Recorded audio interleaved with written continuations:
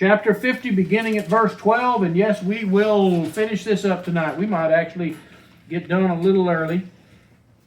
All right, you'll recall as we left off, the entourage had moved north to take Jacob's body for burial. And beginning in verse 12, it says, "And thus his sons did for him as he had charged them." Now, at this point, to our knowledge, certainly according to the biblical record, all of Jacob's 12 sons at this point are still alive. Although I would venture to say that the oldest ones, Reuben, Simeon, Levi, and Judah, are probably getting on up in age themselves. Verse 13 says, "For his sons carried him to the land of Canaan and buried him in the cave of the field of Machpelah before Mamre, which Abraham had bought along with the field for a burial site from Ephron the Hittite. And after he had buried his father, Joseph returned to Egypt, he and his brothers, and all who had gone up with him to bury his father." Now, that must have been an interesting entourage. Most of Jacob's family, all the male adults, probably a few of the women too, and this large entourage of Egyptians. There is one thing we did not mention. We were discussing on Sunday the likely route that they took. Did they go around the long way south of the Dead Sea and then northward, which would have been on the east side of the Jordan River, necessitating them to cross the river to get back over to where this burial cave was? Or when it says they were across the river, meaning simply that they were already on the west side, because from the perspective, because you might wonder, well, the Bible says they were across the river. Well,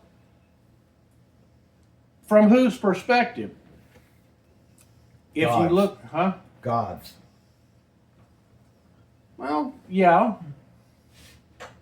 But what I'm getting at is, where did Jacob spend the majority of his adult life? East of the river. East of the river. So from Jacob's perspective, that very well, when we're talking about across the river, that would give, again, credence to the possibility they were on the west side of the river, because Jacob spent the majority of his life on the east side of the river. Now, there is one other thing we really didn't have time to look at that could, again, just throw another rock on the table. We'll never know really which route they took, but there is one other possibility. While it makes no sense for them to have gone the long way around the Dead Sea and then up through the salt flats and the barren wilderness, there's a good reason why they might have done that, because who accompanied the Egyptians and Jacob's family? The army. Yeah, they had a military contingent with them. Now, if the Philistines and those living in Canaan at the time saw this rather large entourage, which I'm assuming was probably could have been 200 or 300 or 400 people, headed north along the coastal road with a military escort, what might you assume if that was your home territory and you see this entourage of soldiers headed in your direction? They're here to conquer us and take over. Uh-huh. And move in and live here. So there would be a legitimate reason why they might have gone the more uninhabited area. Again, we don't know. This is all we can do is speculate. But at this point, once they do finally get Jacob buried in his cave, by the way, notice that it says Abraham bought the cave. Abraham was the one that had the title to it. it's just assumed at this point that this is a family cave or family field that just the local residents apparently just knew who it belonged to. Even though by this point it'd been years since Abraham and Sarah had been buried there. Well, Isaac was there as well, right? Mm-hmm.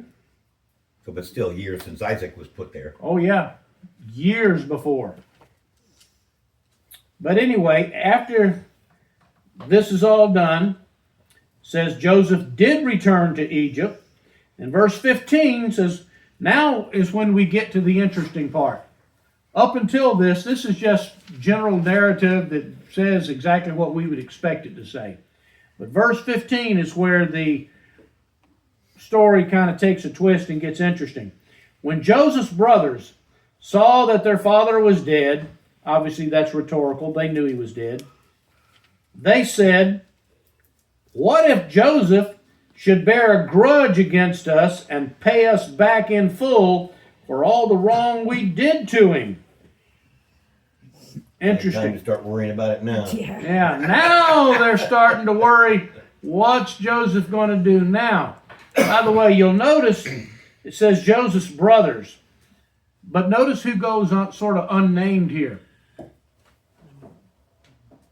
Benjamin. Benjamin didn't have anything to worry about. This is just a collective Joseph's brothers. I'm sure Benjamin would have been in the crowd, but Benjamin's probably just sitting back and going, I don't know what you guys are worried about. So they sent a message to Joseph saying, your father charged before he died, saying. Now, two things here. Notice one, they sent apparently a servant to They go. weren't stupid. They weren't going to go themselves. Yeah, they sent a servant or some messenger, could have been one of Joseph's servants, to go approach him because they're afraid to go into his presence at this point. And the other thing says, your father charged before he died. Notice how they describe this.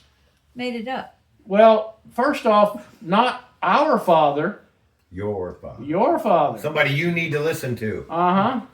Dad said. They're reminding him Yeah. that your father said this. The other thing is, notice up until this point, we have no indication anywhere that Joseph ever said such a thing. Nowhere in Scripture is this mentioned until here, which makes you wonder, did Jacob say this?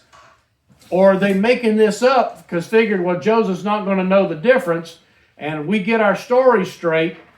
I think Jacob would have told him directly, give your brothers for time. And I agree. that's kind of what I would think, that if Jacob had something to say about this, he wouldn't have told the brothers, oh, well, go talk to Joseph after I'm dead. Yeah. He would have told Joseph himself. That You would have know- been in his blessing. Yeah. But they're also trying to call out his authority and say. Yeah, they're trying to get Yeah. his name. Exactly. They're invoking the name of Father. Which is why I tend to fall in the camp of those that I think they're making this up because they're scared. Yeah. They're thinking, if Joseph's still holding the grudge, now's when the other shoe's going to drop. We haven't seen anywhere where it was actually a moment where anything was admitted in front of the father anyway. We assume that he knows what went on by a certain point, but there's never a disclosure where the brothers say, well, Dad, we did this, and But in a positive light for them, at least it's a recognition of what they did wrong. but they didn't admit till after Dad was gone. Right, but still, it's a recognition. It's a coming to terms with their sin and an asking for forgiveness. So this is in keeping with the theme of our Bible, isn't it? Yes. What they're doing here. So they're asking for forgiveness. Maybe they're repenting. They're scared. I think we're circumventing the go and tell your brother if you've sinned against him stuff. I think we saw enough that was stated in Jacob's blessings and the conversation that took place in the last couple of chapters, he found out. And there's no way over the course of 17 years That he didn't know. that he didn't find out. I mean, everybody in here who's ever raised a kid, or, well, I shouldn't even put it that way. Even those of you in here that don't have any kids know that dads have a way of finding out. Give them time. Somebody rats you out.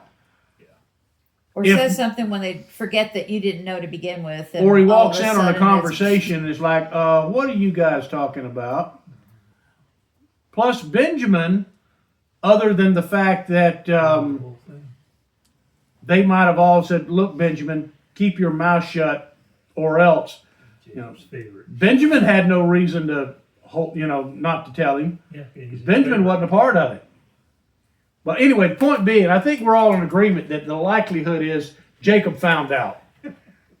And if he'd have had any conversation about this, he probably would have told Joseph directly. So I think the likelihood at this point is they're making this up because they're scared for their lives and wondering, is now when Joseph's going to get his revenge on us. And he's definitely in a position to do it. Yeah, they're in his control. Oh, yeah.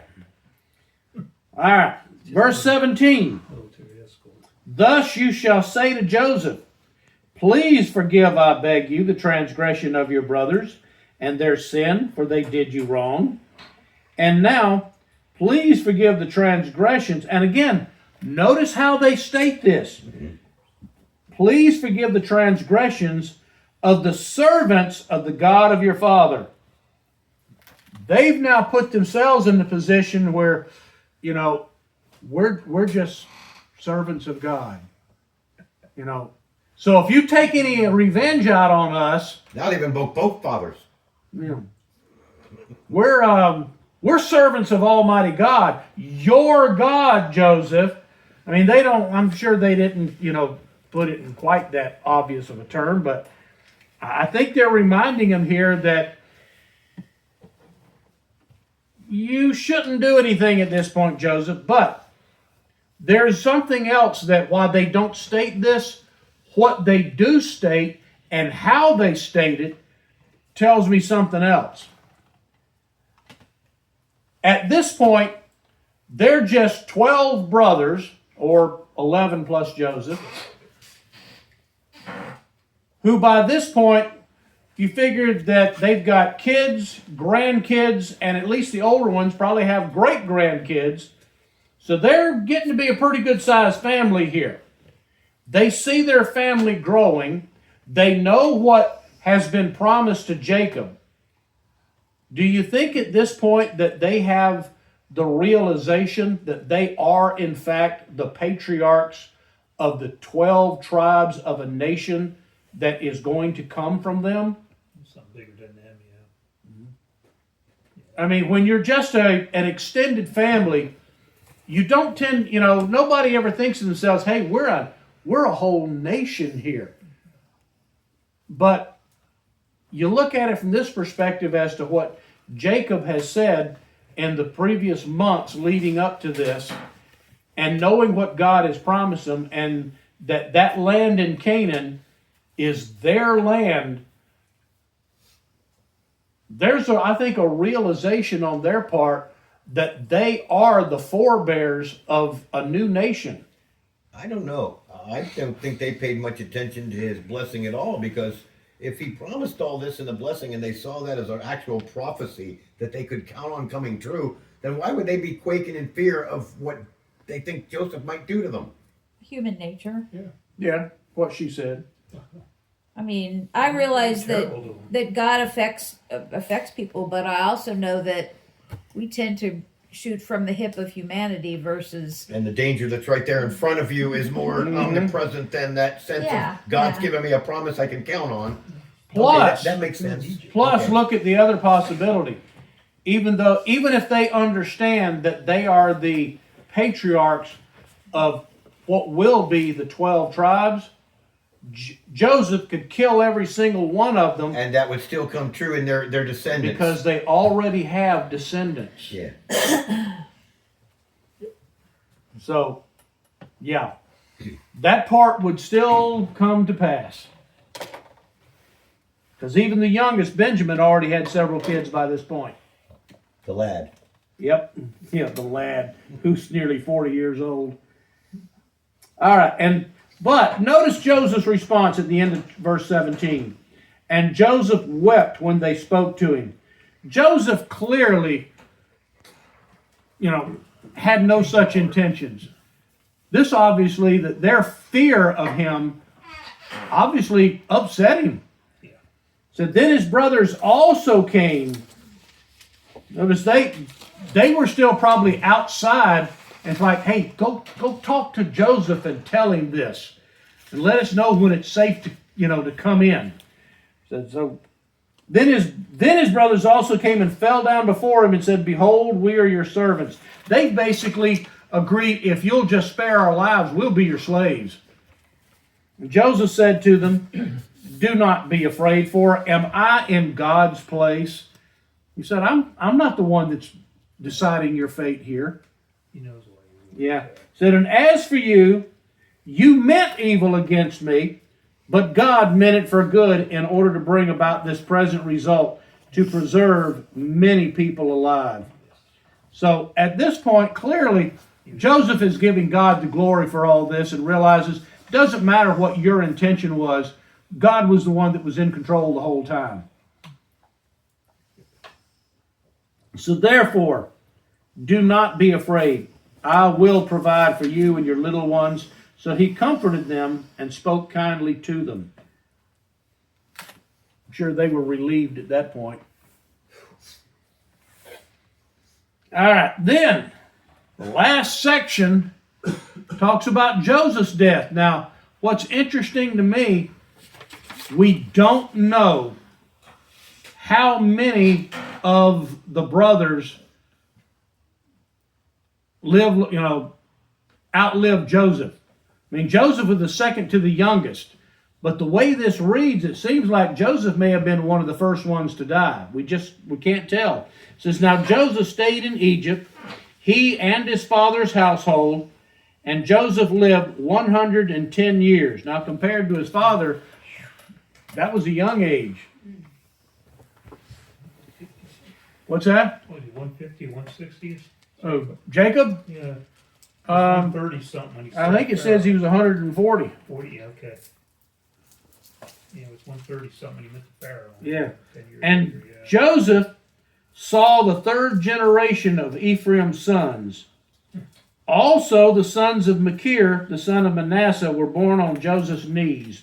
Now, let me explain what that means. That is a Hebrew euphemism. It does not mean that Joseph was in there in the birthing room when his daughter-in-law gave birth.